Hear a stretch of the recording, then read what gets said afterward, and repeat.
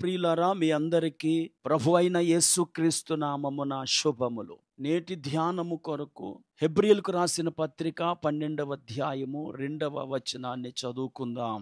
విశ్వాసమునకు కర్తయు దానిని కొనసాగించువాడునైన యేసు వైపు చూచుచు మన ఎదుట ఉంచబడిన పందెములో ఓపికతో పరిగెత్తుదము. పర్షియా దేశపు రాజైన సైరస్ ఒక చిన్న దేశం మీదకి దండెత్తి ఆ దేశం యొక్క యువరాజును అతని భార్య బిడ్డల్ని బంధించి తీసుకొచ్చాడు.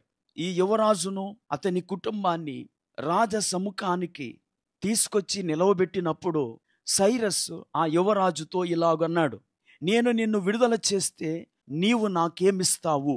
అందుకు ఆ యువరాజు, నా ఆస్తిలో సగమిస్తాను అన్నాడు. మరి నీ బిడ్డల్ని విడిచిపెడితే ఏమిస్తావు అని మరలా సైరస్ అడిగాడు. మహారాజా, నాకున్నదంతా ఇచ్చేస్తాను అన్నాడు. అప్పుడు ఆ సైరస్ మళ్ళీ ఇలా ప్రశ్నించాడు, నీ భార్యను విడిచిపెడితే ఏమిస్తావు అని. అప్పుడు ఆ యువరాజు తన ప్రియాతి ప్రియమైన తన భార్య వైపు చూస్తూ ఏమాత్రము తడబడకుండా ఇలా చెప్పాడు, నా భార్యను విడుదల చేస్తే నేను నా ప్రాణాన్నిస్తాను అన్నాడు.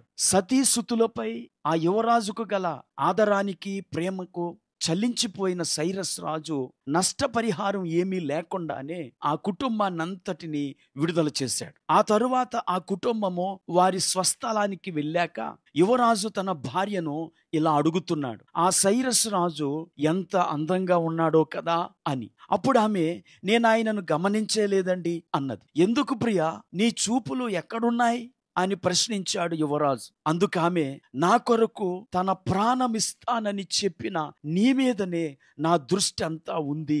ప్రియులారా, యేసుక్రీస్తు మన కొరకు ప్రాణాన్ని అర్పించాడు. అలా ప్రాణమిచ్చి మన విడుదలను పరిపూర్ణం చేశాడు. నిత్య నరకానికి దండింపబడిన మనలను విడిపించి తన ప్రశస్త రక్తములో మనలను విమోచించాడు. మన కొరకు ఈ గొప్ప త్యాగాన్ని చేసిన ఆయన్ను ఎంత తదేకంగా చూడాలి.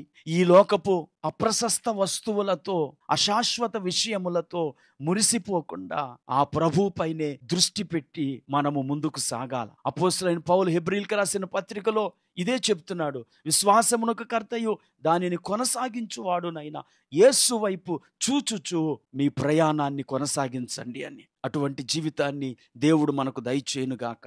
ప్రార్థన చేసుకుందాం.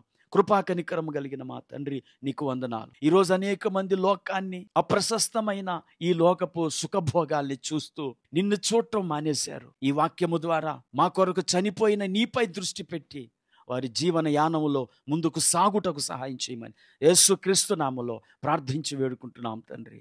ఆమేన్.